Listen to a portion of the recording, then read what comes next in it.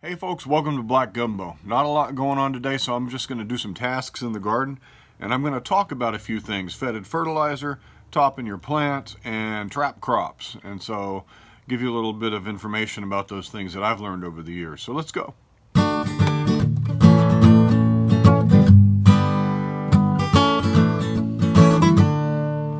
Well, it's November 15th, the middle of November, and there's just not a whole lot to do out here right now. It's a waiting game. I got my cabbages planted, I got my garden in, I got my carrots growing. Man, those carrots are slow. And got my beets and turnips in. Those are slow. Everything's slow.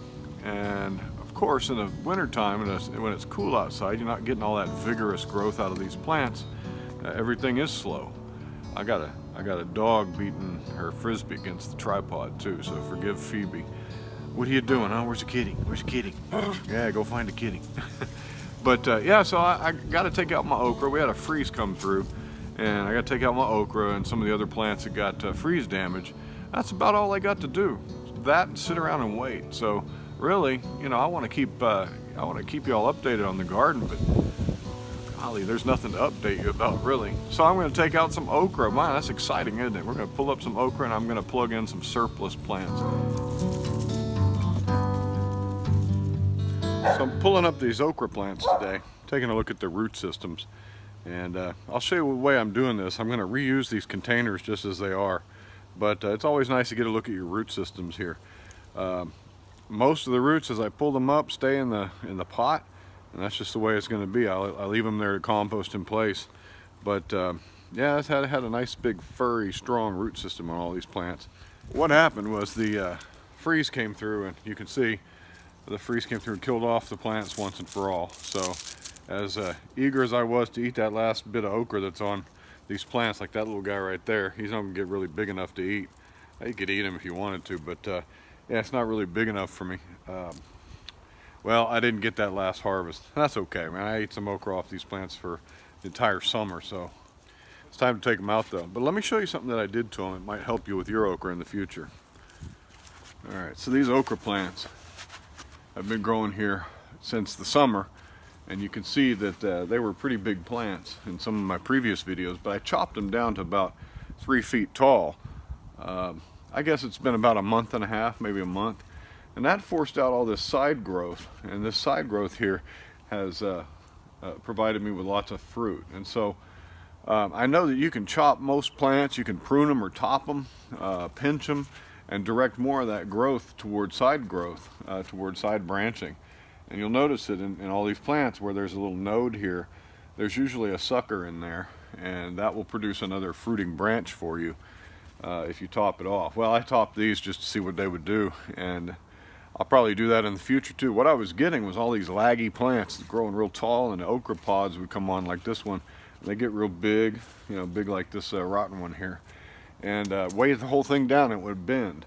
But if I can strengthen these plants up by topping them and putting side growth on, they put out smaller fruit, which is good for okra. They put out smaller fruits that you actually eat, and they put on more of it. So it's really works out in the end. The same amount of fruit, the same amount of seed. The plant's going to produce only so much seed, but it's going to do so in more fruits that are smaller fruits, and for okra, that's what you want. So yeah, I pulled these things out, and or I'm pulling them out, and I'm going to reuse these containers. And yeah, I really enjoyed this okra this year. Now, here's the deal with this okra: is it was a test. On this side over here, I had fetid fertilizer, and on this side over here, I used only fish emulsion. Fetid fertilizer is an anaerobic brew made with weeds and all kinds of nasty compost. You just let that stuff brew and ferment, rot, and stench up the place. But it's a really strong and potent fertilizer that did really well.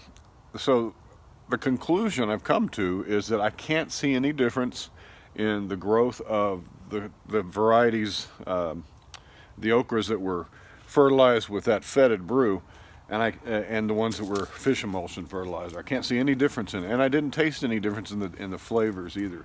So really, I mean, that's free fertilizer. All you have to do to make this stuff is take your weeds and a bunch of compost, put it in a bucket, throw some water in there, and let it just rot. It's really nasty. You don't want to touch the stuff, and you want to make sure that if you use it in your soil. Don't use it as a foliar feed, because anaerobic bacteria are not really healthy. You don't want to eat that stuff. It's basically raw sewage. But once it gets in the soil and breaks down into aerobic bacteria, it will eat those anaerobic bacteria. Your plant loves that stuff. It's fine to eat after that. But yeah, no difference between the two fertilizers. So here's this fetid brew, and it doesn't look so fetid right now, and it doesn't really stink that bad because most of what's in there is already rotted down. But if I stir it up with my little handy Boy Scout ladle, you'll see that down in there, weeds, roots, there's some soil and compost in there, all kinds of nasty stuff. And most of that process of breaking down has slowed down because it's cold outside. Most of that's stopped, and yeah, so it's just your basic compost tea now. But while this was brewing, oh man, you couldn't even open this and be around it for long. It was awful. It was really awful stuff. But the combination of the process mostly being done and the cold weather is putting into that. So yeah, that's my fetid brew. Same thing with the compost. It's slowed down quite a bit because of the cold weather. But yeah, we're still building layers though, so it's going to be a good pile. So try to leave as much of the roots behind as possible. I just want to get this little root ball up. But all these things like these roots that are down in there, they can stay behind. What they'll do is as they rot and break down, they leave that nutrition behind. They become basically in-place compost. I mean, we've got nice, healthy soil in there, so I'm not going to mess with it. I'm going to leave it and plant right into that. I'm not even going to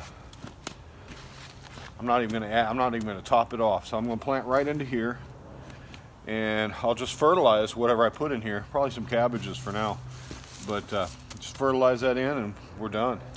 So if you remember, one of the reasons I try to plant a surplus of plants is so that I can plug them in places like this.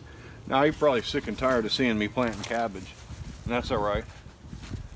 I mean, if you don't like cabbage, you don't like cabbage. But I love it, and that's what I got on hand. So I'm just going to plug them in here. I got so much cabbage growing, y'all, it's going to be crazy. Once this stuff gets nice and big, I'll be making sauerkraut, cabbage rolls, kimchi, all the cabbage stuff. But whew, look at that. That is a crazy root system. So you just break this stuff up a little bit. It doesn't hurt the plant. It's good for the plant, actually. It encourages more root growth, and they'll spread out down here.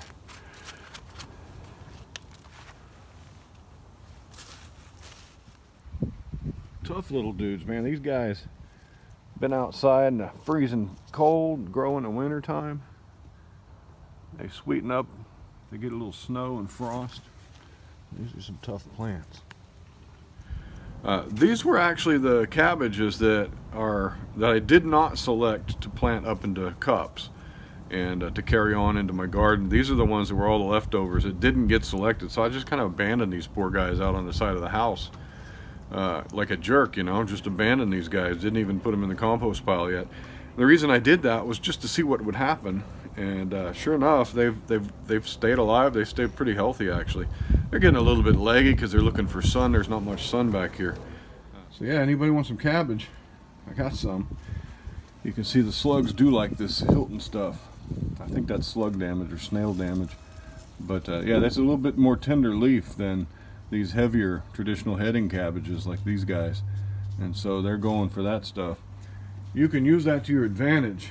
If you chiefly want to grow you know, one kind of a plant that's a tougher plant, you can plant the weaker varieties of that plant, the ones that are more attractive to pests, as a trap crop. And you can intentionally put those out for the pests, and that'll help kind of isolate your pest population around your plants that you're not going to do anything with. You're just going to feed the bugs. I mean, they got to eat too, right? So you feed the bugs with those, and your main crop stays healthy. Good example of localizing your pests with a trap crop. I didn't do this intentionally, but I've noticed that it's happened. You see this guy and this guy, but mostly that guy has been chewed up. I think that's all snail damage. And the reason I think it's snail damage is snails kind of stay in their place where they live, and they don't travel far if there's food around. And so I think the snails are in this one but they're not in this one, and they're not in this one. There's no damage on those two, and those are both the same kind of cabbage as that real tender cabbage. And so you can see that the longer that snail's got a cabbage to munch on, he's probably not going anywhere. And so that's good. I'll just leave the snails right in there, and they can enjoy their dinner. Well, there's a little bit of an update about what's going on here, which isn't much, but I wanted to just share with you the pleasantness of sometimes not having a lot to do. It really is nice to sit in my backyard and just look at my garden and wait, and maybe scroll through some recipes for cabbage. I'm gonna have a lot of it. Like us on Facebook if you haven't done that already. On Instagram, I post photos on Instagram every now and then. And if you haven't subscribed to our channel, please do. We got a big jump in subscribers this year. Really encouraging. That encourages us to make more. When you subscribe, you'll be also notified if you click that bell. And yeah, well, happy gardening to you, and we'll see you next time. Bye-bye.